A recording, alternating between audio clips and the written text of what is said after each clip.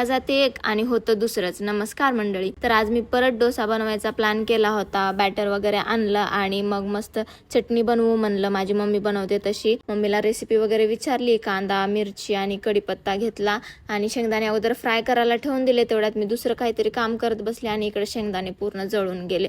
मग नंतर त्याच तेलामध्ये डाळ व हिरवी मिरची, कढीपत्ता, लसूण, कांदा हे सर्व टाकलं. 2 लाल मिरच्या टाकल्या. त्यानंतर थोडीशी साखर, मीठ आणि हे शेंगदाणे टाकले. तुम्ही पण ही रेसिपी नक्की ट्राय करून बघा, कारण ही चटणी खरंच खूप भारी लागते. त्यानंतर मग सर्व मिक्सर मध्ये ट्रान्सफर करून घेतलं. थोडंसं मध्ये पाणी पण ऍड केलं आणि त्याला बारीक करून घेतलं.